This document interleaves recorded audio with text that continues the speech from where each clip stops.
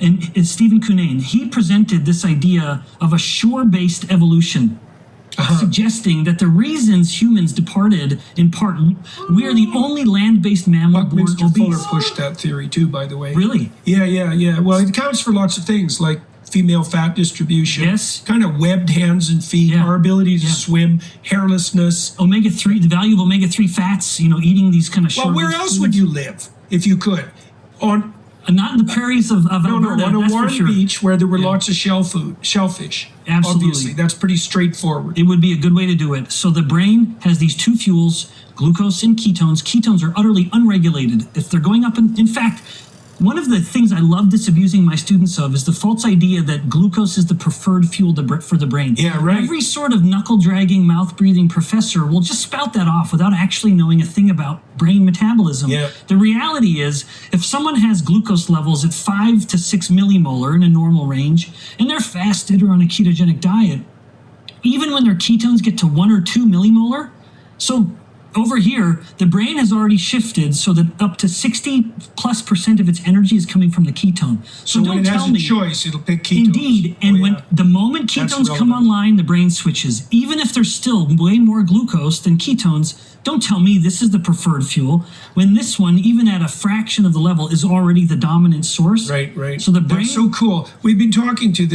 my daughter in particular, this guy here in Arizona, who runs an old folks home, and he's been, so it's like a palliative care old folks home, and he's been putting his charges on a ketogenic diet, and people are leaving his home. Yeah, it is one of the great sort of swept under the rug. Right. So do you know, like, if you have someone who's suffering, especially from early stage Alzheimer's, which we've discussed as type 3 diabetes already, if you switch them to a ketone diet, have there been studies done already showing what the consequences of that, the short-term consequences for cognitive function? Because that'd be the fastest way to test whether that was helpful. Yeah, so as a clinician, you'll appreciate this. But as a biomedical scientist, I sort of am frustrated by the lack of other studies, but the number of case reports that are being published just keeps climbing, that the brain, as it becomes insulin resistant and it can't get as much glucose, it's like the rhyme of the ancient mariner. It's this sort of metabolic, this version of it where even if the body's hyperglycemic, if the brain is insulin resistant, it's basically, crying out glucose everywhere, nor not a drop to drink. Right. It can't use that glucose because it's insulin resistant and it needs insulin to help open the doors to get the glucose in. But the ketones are unregulated. So to the case reports, yes, there are documented peer-reviewed instances where you can take a patient whose cognition is so compromised they can't tie their shoelaces or they can't draw out the face of an analog clock. You'll give them a piece of paper and a pen, draw out the clock, 1, 2, 3, and so on. Put them into ketosis, have them do those tests again. They can tie their shoes. They can draw the face. That quickly. It's still within hours. Jesus. Within hours. I wonder if anybody's tried that with 45-year-olds for fluid IQ tests. Because that'd be a quick test, right? You take the same people. I should talk to Michaela about that because we could do that study really quick. Take 50-year-old people. Take obese 50-year-old people. Now you're talking. Do a fluid IQ test. Put them in ketosis, which would take like 48 hours. Yeah, about that. Or nowadays you can drink ketones, for goodness sakes. They've become so obviously beneficial. My university just won the cross-country national championship. So how fast could you put someone into ketosis? Within an hour, depending on what you're drinking. So you could bring them in for one day. You could give them fluid IQ test, put them into ketosis, and give the test again. Yeah, you could even do it sort of placebo. Right. One day after another, you're drinking something, then you're drinking. You want to do that? Let's do it. That's the beauty of basic science. We could fund that. Well, the brain thrives on ketones. My own lab, we've published reports documenting how when a person's in ketosis, we actually had people, we were pulling fat biopsies from their belly, little pieces of fat, taking it to my lab and testing the metabolic rate. The metabolic rate went up 3 times. As soon as they're in ketosis? As soon as they're in ketosis, the fat tissue just starts, it basically signals when ketones are up, insulin's down, it's sort of party time with metabolism. It's let's just get moving stuff. Metabolic rate goes up, autophagy turns on, things. That quickly? Oh, yeah. Okay, so how would you put someone in a state of ketosis with a drink? Yeah, so how do you do that? There are multiple different, now ketones have become so obviously beneficial. It increases metabolic rate. It helps people physically perform better. Race car drivers take it. Tour de France athletes take it. Cross-country athletes take it. It's a viable fuel. So as ketones have become more and more accepted for all their benefits, there's been a bit of a race to say, all right, well, how can we do this best? And there are multiple different versions, from the lesser effective but much cheaper things called ketone salts. Then you go through the ketone esters, and then you get the bioidentical ketones, and they're all of kind of varying efficacy. As they get more effective, the price goes up. But I'll say, having seen my beloved Baba, my grandma up in Alberta, die from Alzheimer's disease, it is so terrifying that one of the reasons I adhere to my own low carbohydrate diet is because I want to keep my brain as healthy as possible. The fact that I stay lean and healthy, well, that's just a plus.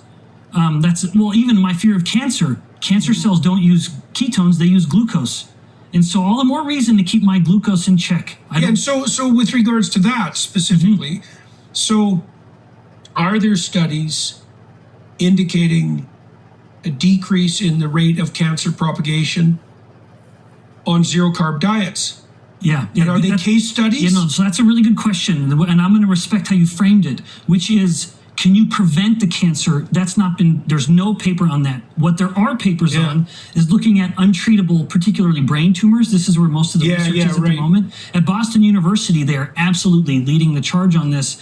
One of the most effective therapies they're doing is putting them into deep ketosis. If they have an inoperable brain tumor. And it can take an inoperable brain tumor and not only stop it in its tracks, but literally start to shrink. And is the shrinkage a consequence of autophagy? Well, yeah, absolutely. So coming back to a topic you mentioned earlier, certainly it's part of autophagy and probably just good old-fashioned necrosis. You simply are dying because you can't survive. Cancer cells will metabolize. They rely on glucose as their main fuel. And they propagate rapidly. So they're more dependent on glucose than ordinary cells. And they don't want to have to rely on blood flow, where they basically are growing so quick that they outpace the blood flow. And glucose doesn't need oxygen to burn. It can be fermented. But just to really elaborate how clever this area of research is, this group at Boston, they took a tumor cell. And the whole theory of cancer is that it's genes, it's from your nucleus. It's a nuclear genetic disease. And yet they took the nucleus from a tumor cell and put it into a healthy cell, and the cell was totally normal. It didn't do anything. They literally transplanted the genetics. Now, what they also did was take the mitochondria, the powerhouse of the cell. That's where you're burning the ketones and the fats. Then they put the mitochondria from the tumor cell into a healthy cell. It had cancer. It became a cancer cell. So they're changing the entire paradigm of cancer, saying that it's not a genetic So are the cells adapted to glucose metabolism? Cancer cells adapted to glucose metabolism? And if you force them to rely on something other than glucose, they die. It's incompatible with their rate of growth, and they can't sustain it. So ketones are at the front. I've also read that if you're undergoing radiation therapy, for example, or what's the chemical treatment? Chemotherapy. More specifically, chemotherapy, that if you put yourself into ketosis, you have much less,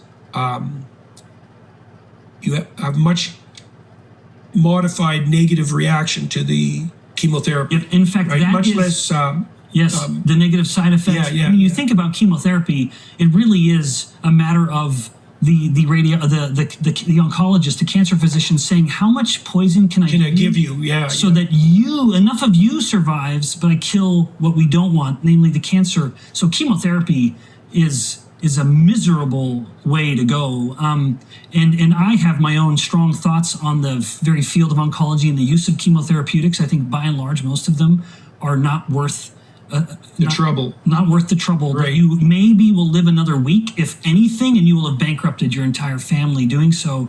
But even back to the glioblastoma, the inoperable brain tumor area, part of what they've shown is that ketogenic diets can act as a kind of adjuvant therapy. That the actual amount of dose of the chemotherapy required can be much lower. Is much, much lower. Because you're already compromising the tissue. You're already killing them. Now you're just pushing them over the edge. I mean, this is why I beat this drum so loudly, that you look at, like, we, at the end of this conversation, one of my great hopes is that someone listening opens up their morning medicine cabinet and they take out their 2 medications for their diabetes. They take out